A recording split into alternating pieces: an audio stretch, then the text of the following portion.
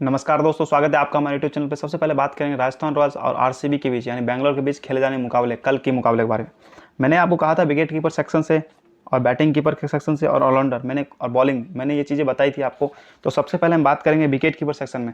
तो मैंने आपको कहा था विकेट कीपर सेक्शन से आप किसी को लेना चाहते हैं जॉस बटलर के साथ जाए। सैमसंग आज के मैच में फ्लॉप है, सैमसंग मैच में फ्लॉप हुआ।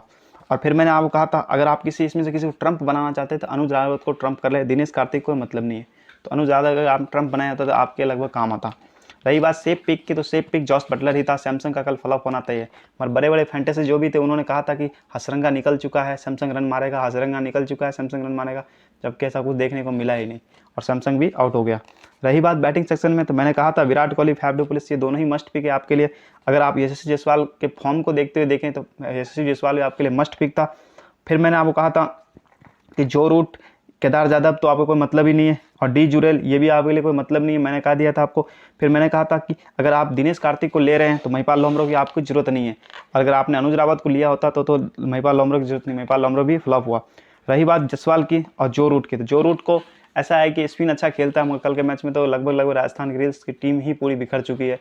तो प्रेडिक्शन थोड़ा सा कह सकते हैं कि आउट ऑफ सिलेबस था। फिर ये भी आप कह सकते हैं कि जायसवाल का मैंने जो अपने टेलीग्राम टीम में दिया था उसमें मैंने सैमसंग जायसवाल इन दोनों को बाहर कर दिया था, क्योंकि मुझे पता था कि जायसवाल इतने मैचों से खेलता आ रहा है, आज के मैच में ये फ्लॉप होगा, क्योंकि मोहम्मद सिराज के सामने इसका चलना मुझे नहीं लगता कि संभव है। इसलिए मैंने जायसवाल को पहले ही बाहर कर दिया, सैमसंग को पहले ही बाहर कर दिया। चलना तो बटलर का था मगर बटलर अफसोस नहीं चला। फिर रही बात ऑलराउंडर सेक्शन, तो मैंने आपको कहा था ग्लेन मैक्सवेल आपके लिए मस्ट पिक है। फिर मैंने कहा था अगर हसरंगा खेले तो हसरंगा मस्ट पिक है, हसरंगा खेला ही नहीं। फिर मैंने कहा था रवि अश्विन स्पिनर है, मैदान स्पिनरों का, स्पिनर ही विकेट लेंगे, स्पिनर ने अधिकतर विकेट लिए। रही बात और वी वार्नर की, तो वी वार्नर ने जो फास्ट तेज गेंदबाज था, शुरुआत में राजस्थान की बल्लेबाजी इतनी खराब थी कि उन्होंने विकेट खोए। ऐसा ही भी आरसीबी के साथ भी हो सकता था, मगर आरसीबी में विराट ने और फैफ डू प्लेसिस ने संभल के खेला और उनको पता था कि शुरुआत में रन बनाना बड़ा डिफिकल्ट हो सकता है और रन सिंगल सिंगल भी अगर खेलेंगे तो रन बन जाएगा लास्ट में। और वही हुआ, उन्होंने पारी को संभाला। लोग तो उन्हें कह रहे थे कि इतना धीरे क्यों खेल रहा है, क्योंकि भाई साहब पिच इतनी धीमी है और स्पिनर को इतना शूट करते हैं कि रन ही नहीं बनते। 30 गेंद में 30 रन ही बने पावर प्ले में आरसीबी के। इससे ये पता चलता है पिच काफ़ी धीमी थी और उस पिच पे राजस्थान के बल्लेबाजों ने छक्के मारने की कोशिश की और देखा आपने टीम कैसे बिखरी। मैंने आपको कहा था कि फर्स्ट बैटिंग में ग्लेन मैक्सवेल करता है तो आप वाइस कैप्टन भी बना सकते हैं। ग्लेन मैक्सवेल आज के मैच में रन मारेगा और मेरे टेलीग्राम चैनल में वाइस कैप्टन देखने को आपको ग्लेन मैक्सवेल मिला और मैक्सवेल ने रन मारे। रही बात बॉलिंग सेक्शन में, तो मैंने कहा था कि टेंट बॉल तो खेला ही नहीं तो कोई मतलब ही नहीं है। फिर मैंने आपको कहा था मोहम्मद सिराज फर्स्ट सेकंड दोनों में आपके लिए बेस्ट होगा। फर्स्ट में तो कुछ ज़्यादा होगा, बाकी सेकंड में भी आपके लिए बेस्ट रहेगा। फिर मैंने कहा हर्षल पटेल को आपको कोई मतलब नहीं, हर्षल पटेल को आपको नहीं खिलाना है। हर्षल पटेल को मैंने कहा था फर्स्ट इनिंग में खिलाना, फर्स्ट इनिंग में तो खिला नहीं तो फिर मतलब ही नहीं खिलाने का। जे हजलवुड का मैंने कहा था कि फर्स्ट सेकंड दोनों में ठीक ठाक रहने वाला है। फिर रही संदीप शर्मा, तो मैंने कहा था कि संदीप शर्मा अगर आप किसी फास्टर तेज गेंदबाज के साथ जाना चाहते हैं तो एक अगर बॉलिंग करे राजस्थान पहले तो एक किसी के साथ जा सकते हैं। रही बात विजय कुमार, तो इसका कोई मतलब ही खिलाया नहीं। के आसिफ और युजवेंद्र चहल की बात करते, युजवेंद्र चहल लगभग डेथ के ओवर डालने लगा, इसलिए मैंने कहा था युजवेंद्र चहल आपके लिए फर्स्ट सेकंड दोनों में ही है, मगर डेथ के ओवरों में विकेट गिरे ही नहीं और युजवेंद्र चहल फ्लॉप हुआ। रही बात के आसिफ की, तो मैंने आपको कहा था कि अगर आप तेज गेंदबाज को ले रहे तो मीडियम पेसर आपकी टीम में चाहिए। के आसिफ मीडियम पेसर है, इसलिए उसे बीच के ओवर में विकेट मिले, वरना आपको इस मैदान पे इतना विकेट गिरते हुए देखने को ही मिलते, क्योंकि मुझे पता था कि ये मैदान इतना धीमे है कि इस पर रन बनाना बड़ा डिफिकल्ट है। स्पिनर और मीडियम पेसर इस मैदान में विकेट लेते हैं, ये चीज़ मैंने आपको बताई थी।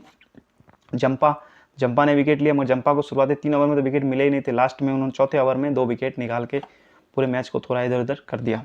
अगर आपने मेरी टीम से अगर कल खेला होता तो आप आराम से जीते। मेरे टीम में 533 पॉइंट से प्लस पॉइंट बने थे, क्योंकि वाइस कैप्टन किसी की मैक्सवेल था ही नहीं। और अगर आपने मेरी टीम सेम टीम से भी खेले होते तो आप आराम से जीते, क्योंकि सभी अपॉइंटमेंट के पास जायसवाल पड़ा है, सभी के पास सैमसंग पड़ा है, सभी के पास ऐसे ऐसे खिलाड़ी पड़े थे जो हमारे टीम में थे ही नहीं। अब हम बात करेंगे गुजरात और हैदराबाद के बीच खेले जाने वाले मुकाबला में। यह मुकाबला अहमदाबाद के स्टेडियम नरेंद्र मोदी स्टेडियम में खेला जाएगा। सबसे पहले हम बात करेंगे इसकी पिच कैसी होती है और इस मैदान पे कितने रन बनते हैं। तो सबसे पहले अगर हम पिच की बात करें तो यहाँ 2 तरह की आपको मिट्टी देखने को मिली, काली मिट्टी और लाल मिट्टी। अगर काली मिट्टी पर ये मैच होता है तो इसमें क्या होता है कि तेज गेंदबाजों को काफ़ी उछाल मिलता है। जैसे मोहम्मद शमी जैसे तेज गेंदबाज होते हैं तो उनको शुरुआत ओवर में स्विंग और उछाल दोनों मिलता है, जिससे उनको मदद मिलता है विकेट लेने में। काली मिट्टी की पिच जल्दी ही सूख जाती है, पहले थोड़ी सी गीली रहती है, बाद में धीरे धीरे सूखना स्टार्ट कर देती है। और जिससे क्या होता है कि बाद में स्पिनर और मीडियम पेसर को, जैसे मोहित शर्मा मीडियम पेसर है, स्पिनर आप देख लो राशिद खान, नूर अहमद, ऐसे जिनको सेकंड इनिंग में ज़्यादा विकेट मिलने के चांस हो जाते हैं। शुरुआत में तो तेज गेंदबाजों को मदद मिलेगा, जैसे कि मोहम्मद शमी अलजारी जोसेफ आप मान ले ऐसे तेज गेंदबाज शुरुआत में मिलेगा, बाकी बाद में जो भी सेकंड इनिंग में या बीच के ओवर होंगे उनमें स्पिनर और मीडियम पेसर ही आपको विकेट लेते हुए दिखेंगे। ये पिच थोड़ा सा धीमा हो जाता, जाने के थोड़ा आगे बढ़ने के बाद पिच ज़्यादा धीमा हो जाता। कल के मैच में भी मैंने कहा था स्पिनर का मैदान है और पिच धीमा हो जाता है, इसमें रन बनाना डिफिकल्ट है, और आपने देखा कल लो स्कोरिंग मुकाबला आपको देखने को मिला क्योंकि पिच धीमा हो चुका। वही चीज़ आपको देखने को मिलेगी। और लाल मिट्टी पर अगर मैच होता है तो आपको ऐसा कुछ नहीं करना है, इस पे रन बनते हैं, 180 प्लस ही रन देखने को मिलेंगे और खूब अच्छी गेंद बैट पर आती है और खूब रन बरसने को इस मैदान पर लाल मिट्टी पर देखने को मिला। 90% उम्मीद यही है कि काली मिट्टी पर मैच होगा और स्पिनर और मीडियम पेसर रहेंगे। शुरुआत में तेज गेंदबाज किसी भी टीम के आप ले रहे हैं, तो जैसे मोहम्मद शमी को आप ले रहे हैं तो मोहम्मद शमी को जरूर ले, क्योंकि शुरू में डालेगा फिर डेथ में डालेगा तो आपके विकेट मिलने के चांस उस बॉलर के ज़्यादा बढ़ जाते हैं। IPL रिकॉर्ड की बात करें इस मैदान पे, तो अभी तक इस मैदान पे 25 मुकाबले खेले गए हैं, जिसमें बैटिंग फर्स्ट ने 11 मुकाबले जीते और बैटिंग सेकंड ने 14, यानी 50-50% इसे लगभग देखा गया है कोई भी टीम जीत जाती है। ज़्यादातर बैटिंग फर्स्ट के जीतने के चांस रहते हैं क्योंकि वो रन बना लेते हैं, और जब रन बना लेते हैं सेकंड इनिंग बल्लेबाजी करना इस मैदान पर थोड़ा डिफिकल्ट माना जाता है, और फिर स्पिनर और मीडियम पेसर खूब विकेट निकालते हैं और मैच को डिफिकल्ट कर देते हैं। सेकंड इनिंग में जीतना थोड़ा सा यहाँ पर डिफिकल्ट माना जाता है। रही बात हेड टू हेड की, जो गुजरात और हैदराबाद के बीच में, इन दोनों के बीच अभी 2 मुकाबला खेला गया, जिसमें से गुजरात ने एक जीता और एक हैदराबाद ने मैच जीता। ये मुकाबला 2022 के खेले गए हुए, अभी तक 2023 में इनका सामना नहीं हुआ। ये पहला मैच है जिसमें गुजरात और हैदराबाद आमने सामने होगी। अब हम बात करेंगे इस मैदान पर जो अहमदाबाद की पिच है, इस पर लास्ट जो 5 मुकाबले खेले गए हैं 2023 मिला के जो मुकाबले खेले गए उसमें क्या स्कोरिंग पैटर्न रहा है। तो 9 अप्रैल को जो भी मैच खेला गया था, जिसमें गुजरात ने 204 रन बनाए थे 4 विकेट खो के, और कोलकाता ने 207 रन बना दिए 7 विकेट खो के और मैच को जीत लिया, यानी विकेट भी गिरे रन भी बने, दोनों ही पैटर्न्स ठीक था। और रही बात 16 अप्रैल को जो मुकाबला हुआ था गुजरात और राजस्थान के बीच में, तो गुजरात ने 177 रन बनाए और राजस्थान ने 179 बनाकर ये मुकाबला जीत लिया। दोनों के ही 7-7 विकेट गिरे, यानी विकेट गिरे इस मैदान पर, ये भी ध्यान रखना आपको। फिर 25 अप्रैल को जो मुकाबला हुआ उसमें गुजरात ने 207 रन बनाए 6 विकेट खो के, और MI 152 रन ही बना पाई 9 विकेट खो के। MI 50 रनों से ये मुकाबला हारी थी, क्योंकि सेकंड इनिंग में रन बनाना यहाँ पे आसान नहीं होता है, और सेकंड इनिंग में चेस करते हुए MI की हालत ख़राब हो गई थी, जबकि MI के पास कितने अच्छे से बल्लेबाज है। 2 मई को अभी दिल्ली और गुजरात के बीच मुकाबला हुआ था। दिल्ली ने 130 रन बनाए पहले बैटिंग करते हुए 8 विकेट पर, और गुजरात 125 रन ही बना पाई 6 विकेट खो के और 5 रनों से ये मुकाबला वाली। क्यों? क्योंकि गुजरात चेस कर रही थी, और गुजरात चेस करने में अच्छी टीम नहीं मानी जाती है। और गुजरात अभी भी आप देख ले, मुंबई के बीच जो कल परसों मुकाबला खेला उसमें भी चेस करने जब आई गुजरात तो एकदम से बिखर गई, और गुजरात चेसिंग में मास्टर नहीं है।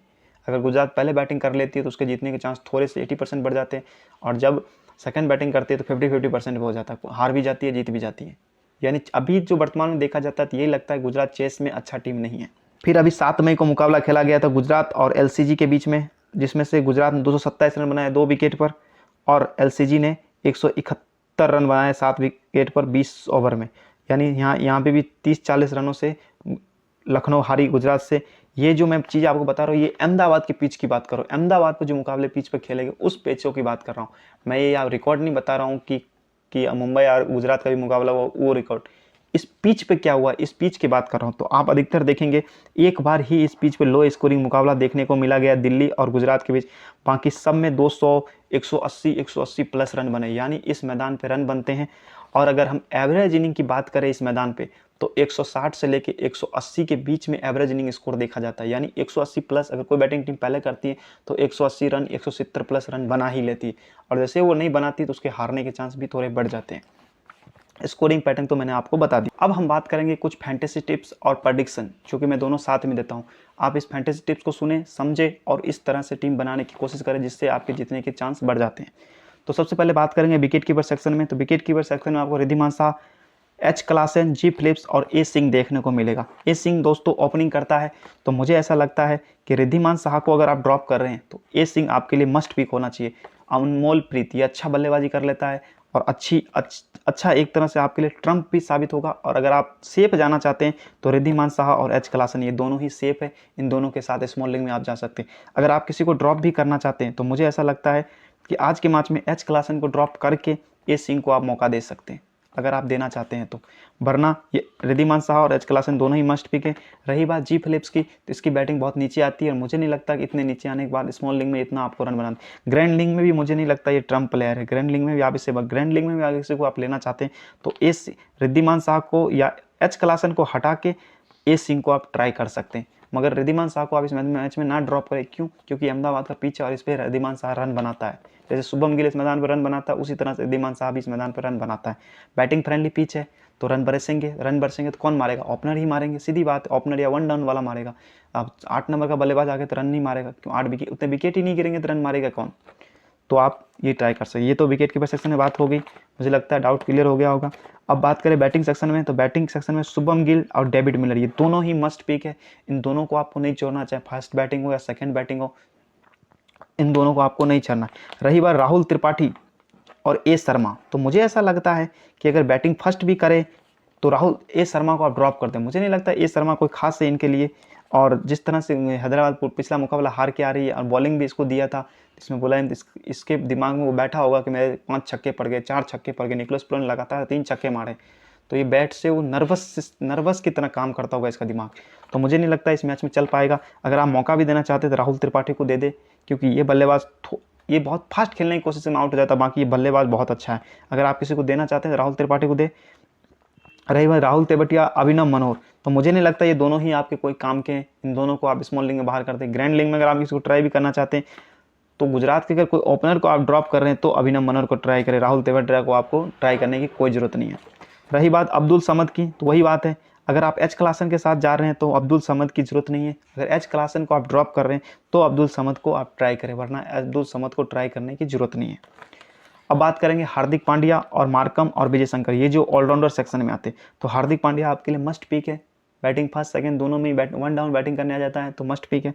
रही बात मार्कम, तो भाई हैदराबाद का कप्तान है, बैटिंग भी कर लेता है, बॉलिंग कल उस दिन मैच में बॉलिंग नहीं किया, बाकी ये बहुत अच्छा बल्लेबाज, एक तरह से स्पिन को बहुत अच्छा खेल लेता है, तो बीच के मैचों में ये रन बनाएगा और आपके लिए बेस्ट रह सकता है, तो मार्कम के साथ जाए। रही बात विजय शंकर, अब वही बात है, अगर आप गुजरात के किसी ओपनर को ड्रॉप कर रहे हैं, चाहे रिद्धिमान साहा को ड्रॉप कर रहे हैं, तो आप अब विजय शंकर को ट्राई करें, वरना रिद्धिमान साहा और शुभम गिल दोनों ही आपके साथ है और डेविड मिलर भी है और पांड्या है, तो विजय शंकर की ज़रूरत नहीं है आपको। ये रही मेरे कुछ प्रेडिक्शन। अब बात करेंगे बॉलिंग सेक्शन में, तो बॉलिंग सेक्शन में वही बात है, मोहम्मद शमी अगर गुजरात पहले बॉलिंग करे तो मस्ट पी के आपके लिए, मोहम्मद शमी सेकंड बॉलिंग करें तो आप ड्रॉप कर दें। रही बात राशिद खान, फर्स्ट सेकंड दोनों में ही मस्ट पी के, राशिद खान को आपको छोड़ना नहीं। मुझे लगता है आज के मैच में क्या पता इसको थोड़ा बल्लेबाजी करने जल्दी ना भेज दें, जैसे विजय शंकर से पहले ना भेज दे। 10 छक्के मारे हैं पिछले मुकाबले में इन्होंने, तो पहले भी भेज सकते हैं इसको। रही बात भुवनेश्वर कुमार की, तो मुझे ऐसा लगता है अगर हैदराबाद पहले बॉलिंग करे तो मस्ट पी के भुवनेश्वर कुमार, सेकंड बॉलिंग करे तो आप ड्रॉप कर दो। मैंने उस दिन भी आपको कहा था सेकंड बॉलिंग ड्रॉप कर देना, तो सेकंड बॉलिंग करते हुए ये फ्लॉप ही हो गया था। रही बात अल्जारी जोसेफ, तो मुझे नहीं लगता इसके पास कोई लई है और इतना कोई खासा है, बाकी विकेट टेकर गेंदबाज है। अगर आप मोहम्मद शमी को ले रहे हैं तो इसकी ज़रूरत नहीं है। अगर मोहम्मद शमी को आप ड्रॉप कर रहे हैं तो सेकंड इनिंग में अल्जारी जोसेफ को आप जरूर ट्राई करें, अगर करना चाहते हैं तो। फर्स्ट इनिंग में अगर आपके पास मोहम्मद शमी है तो अल्जारी जोसेफ की मुझे नहीं लगता ज़रूरत है। रही बात टी नटराजन, तो टी नटराजन पहले बॉलिंग करे अगर हैदराबाद, तो टी नटराजन तो मस्ट पिक है, अब भुवनेश्वर कुमार दोनों ही मस्ट पिक है। अगर सेकंड बॉलिंग में आप टी नटराजन को लेना चाहते हैं तो ले, मुझे नहीं लगता इसके पास वो लय है। जब किसी बॉलर के पास लय खत्म हो जाता है तो विकेट लेना आसान नहीं होता। ये क्या है कि हर बार यॉर्कर डालने की कोशिश करता, और यॉर्कर में एक्चुअली विकेट नहीं मिलते। जब कोई बॉलर लेंथ गेंदबाजी करता, जैसे ईशांत शर्मा, उमरान मलिक, ये जो लेंथ, मोहम्मद शमी, ऐसे लेंथ गेंदबाजी जब करते हैं तो विकेट गिरते हैं। यॉर्कर डालता है 1 रन हो जाते, क्या मतलब? ये क्या है? ये वो बॉलर है जब किसी टीम को 10 रन चाहिए 1 ओवर में तो ये रन बचा सकता है, मगर ये विकेट नहीं ले सकता। फर्स्ट इनिंग में थोड़ा डेथ में ओवर डालता है तो विकेट मिल जाते हैं, बाकी सेकंड इनिंग में तो मुझे नहीं लगता कि अब टी नटराजन भी आपके लिए कोई काम का है। रही बात मोहित शर्मा, तो फर्स्ट सेकंड दोनों में मोहम्मद शमी के साथ आप मोहित शर्मा को भी ट्राई कर सकते हैं। मोहित शर्मा आपके लिए बेस्ट हो सकता है फर्स्ट सेकंड दोनों में, अगर ट्राई आप करना चाहते हैं। ऑब्वियसली फर्स्ट इनिंग में तो बहुत ज़्यादा ही होगा, क्योंकि डेथ कवर डालेगा तो विकेट मिलने के इसके चांस ज़्यादा होता है। बीच में भी डालेगा, मीडियम पेसर है, पीस में मदद मिलेगी, तो भाई मोहित शर्मा, ये तो मोहित शर्मा को अगले मैच में 1 ही विकेट मिलने का कारण ही क्यों है मुंबई के खिलाफ, क्योंकि इसको पावर प्ले का ओवर दे दिया गया, जबकि ये पावर प्ले का बॉलर ही नहीं है। गेंद इस उंगलियों का क्या होता है दोस्तों, गेंद का शेप बना होता है। जो बॉलर जहाँ डालते हैं, जब घिसी हुई गेंद मिलती है मोहित शर्मा को तो वो गेंद को सही से करा होता है, और नई गेंद मिलती है तो शेप बिगड़ जाता है। शेप बिगड़ जाता है तो गेंद फेंकता इधर है, जाता इधर है। इसलिए मोहित शर्मा को 1 विकेट मिले, बाकी वो अगर पावर प्ले के बाद आता तो आपको 2-3 विकेट लेते हुए मोहित शर्मा दिखता। तो मोहित शर्मा भी आपके फर्स्ट सेकंड दोनों में ही मस्ट पिक की तरह है। रही बात नूर अहमद, पहले बॉलिंग करे तो गुजरात तो नूर अहमद को हटा देना, क्योंकि आपके पास राशिद खान है, तो नूर अहमद की जरूरत नहीं है। और सेकंड बॉलिंग करे तो नूर अहमद और राशिद खान, इन दोनों को भी आप ले सकते हैं, क्योंकि नूर अहमद सेकंड इनिंग में थोड़ा सा अच्छा रहेगा, क्योंकि गुजरात पहले ज़्यादा रन बनाएगी, 180 प्लस रन बनाएगी, फिर अगले को चेस करने देगी, स्पिनर को मदद मिलेगा मैदान पे, और बल्लेबाज शॉट मारेंगे, शॉट मारने के चक्कर में नूर अहमद से आउट होंगे। रही बात फजल फराकी, तो वही बात है कि मुझे नहीं लगता इतना ये खास है। अगर आप ट्राई भी इसको फजल फरूकी, मुझे नहीं लगता फजल फरूकी के पास वो लई नहीं है, आप इसे पूरा ड्रॉप कर दें। अगर आप किसी को लेना भी चाहते हैं हैदराबाद की तरफ से तो नटराजन और भुवनेश्वर कुमार, नटराजन को सेकंड इनिंग में ट्राई कर सकते और भुवनेश्वर कुमार को सेकंड इनिंग में ट्राई करने की कोई जरूरत नहीं, उसे आप बाहर कर सकते। ये तो मेरे कुछ फैंटेसी टिप्स हैं। अब हम बात करेंगे कैप्टन वाइस कैप्टन किसे बनाए। तो मुझे ऐसा लगता है शुभम गिल आपके लिए कैप्टन वाइस कैप्टन दोनों ही बेस्ट है, क्योंकि इस मैदान पे शुभम गिल का रिकॉर्ड एकदम बेस्ट है। और अगर आज वो फील्डिंग करे तो मैं तो क्या कहता हूँ, आज शुभम गिल आपके लिए बेस्ट पिक है। Shubham Gill best captain vice captain दोनों के लिए ही बेस्ट। रही बात मार्कम की, तो मार्कम भी वाइस कैप्टन के लिए आपके बेस्ट पिक माना जाएगा, क्योंकि हैदराबाद के लिए सबसे अच्छा कौन करेगा तो मार्कम ही करेगा, क्योंकि कप्तान है, रन बनाएगा, बॉलिंग भी करते हुए नजर आएगा तो कप्तान। और रही बात हार्दिक पांड्या लगभग लोगों के टीमों में कप्तान रहता है। तो अगर आप ट्राई करना चाहते हैं तो कप्तान के लिए ही ट्राई करें, वाइस कैप्टन के लिए हार्दिक पांड्या को आप ट्राई ना करें। हार्दिक पांड्या कप्तान के लिए ही बेस्ट रहने वाला है। मोहम्मद शमी को अगर आप वाइस कैप्टन ट्राई करना चाहते हैं तो वाइस कैप्टन ट्राई करें, कप्तान ट्राई ना करें। वाइस कैप्टन कब करें, जब मोहम्मद शमी पहले इनिंग में बॉलिंग करे। और अगर राशिद खान को आप ट्राई करना भी चाहते हैं तो सेकंड इनिंग में थोड़ा ज़्यादा ट्राई करें। फर्स्ट इनिंग में राशिद खान मुझे इतना कोई खास नहीं लग रहा है। अगर आप चाहे तो वाइस कैप्टन ट्राई करें, कप्तान की ट्राई राशिद खान को जरने की जरूरत नहीं है। और अगर हैदराबाद पहले बॉलिंग करे तो वही बात है, टी नटराजन, भुवनेश्वर कुमार, इन दोनों में किसी को वाइस कैप्टन ट्राई कर ले। बाकी इन दोनों को भी मुझे नहीं लगता कि फर्स्ट सेकंड इनिंग में जरूरत। और वाइस कैप्टन अगर आप किसी को ट्राई करना चाहते हैं तो एस सिंह, अनमोलप्रीत सिंह अच्छा खिलाड़ी है। अगर ये ट्रम्प साबित हुआ तो आपके लिए स्मॉल लीग, ग्रैंड लीग में तो वाइस कैप्टन के लिए मुझे ऐसा लगता है अनमोलप्रीत सिंह बहुत अच्छा ऑप्शन हो सकता है, अगर आप ट्राई भी करना चाहते हैं। ये कैप्टन वाइस कैप्टन के जो टिप्स थे मैंने आपको दे दिए हैं। बाकी फाइनली मेरे टेलीग्राम चैनल से जुड़ जाए, जो कि लिंक डिस्क्रिप्शन में भी मिलेगा आपको, और कमेंट बॉक्स में भी लिंक मिल जाए, वहाँ से आप टेलीग्राम चैनल में मेरे जुड़ जाए। वहाँ पे आपको फाइनल टीम दी जाएगी और आपको बताया जाएगा किसको लेना है किसको नहीं लेना है। मैं आपको फाइनल टीम दूंगा, उस टीम की मदद से आप जरूर जीतेंगे। ये मेरा कुछ प्रेडिक्शन होते हैं जो मैं आपको बताता हूँ। उम्मीद करता हूँ कि मेरे इस यूट्यूब चैनल को आप ज़्यादा से ज़्यादा आगे बढ़ाएंगे। जितने मेरे कम व्यू आ रहे हैं, मुझे नहीं लगता इतने ही कम व्यू आना चाहिए। बड़े बड़े फैंटेसी खिलाड़ी जो कि कहते हैं कि ऐसा होगा वैसा होगा, उनके सभी खिलाड़ी फेल हो जाते हैं। लोगों ने कल आपको बटलर कप्तान बना के दिया, लोगों ने आपको संजू सैमसन कप्तान बना के, लोगों ने जायसवाल को कप्तान बना के दिया। मैंने आपको कहा था ये लोग नहीं चलेंगे, मुझे पता था कि ये लोग नहीं चलेंगे। मैंने इनको कप्तान वाइस कैप्टन तो दूर की बात, मैंने तो संजू सैमसन और जायसवाल को टीम में भी नहीं रखा। मैंने आपको मैक्सवेल का वाइस कैप्टन बना के, जो मैक्सवेल के बारे में किसी ने सोचा ही नहीं। अगर आपने मैक्सवेल को वाइस कैप्टन कर दिया तो आप एक तरफा स्मॉल लीग जीतते, आपके सामने कोई टक्कर में नहीं था। मैंने जो टीम लगाई मेरे सामने कोई टक्कर में था ही नहीं, क्योंकि सबके टीम में जायसवाल कप्तान है, किसी की टीम में बटलर कप्तान है। हाँ, फैफ डू प्लेसिस थोड़े लोगों के कप्तान थे। मैंने कहा था आप फैफ डू प्लेसिस को भी आप कप्तान कर सकते। Virat Kohli, Faf du Plessis, Buttler और जायसवाल, ये मैंने 4 ऑप्शन दिए थे। फिर मैं जैसे ही टॉस हुआ मुझे पता चल गया सेकंड इनिंग में यहाँ पर रन बनाना बड़ा डिफिकल्ट है, तो मैंने विराट कोहली को कप्तान दे दिया और वाइस कैप्टन ग्लेन मैक्सवेल। मैंने कहा ग्लेन मैक्सवेल आएगा जल्दी और विकेट भी लेगा और रन भी बनाएगा। उसने भी 1 विकेट भी लिए, रन बना दिए। एक तरफा स्मॉल लीग आप जीतते अगर खेलते मेरे साथ तो। और मेरी जैसी टीम तो मुझे नहीं लगता किसी बड़े बड़े फैंटेसी टीम के भी बनाए होंगे। आप देख ले, मैं टेलीग्राम टीम देता हूँ, उस टीम से आप दूसरे टीम की कॉपी करके सेम देख सकते हैं। अगर आप का प्यार थोड़ा सा बढ़ाएंगे तो मुझे भी बहुत ज़्यादा मज़ा आएगा और मैं भी आपके लिए मेहनत करूँगा और अच्छे से अच्छा प्रेडिक्शन लाने की कोशिश करूँगा और अच्छे से टीम देना चाहूँगा। और मैं चाहता हूँ कि मेरे 284 की 85 जो भी सब्सक्राइबर है उसको 300 तक जल्दी पहुँचा दिया जाए, जिससे कि मुझे अच्छा लगे और आपको भी मैं टीम पूरी मेहनत के साथ दे सकूं। और मैं जल्दी चाहता हूं कि मैं भी बड़ा फैंटेसी टीमर की तरह अच्छा बन पाऊं। बहुत बहुत धन्यवाद आपका।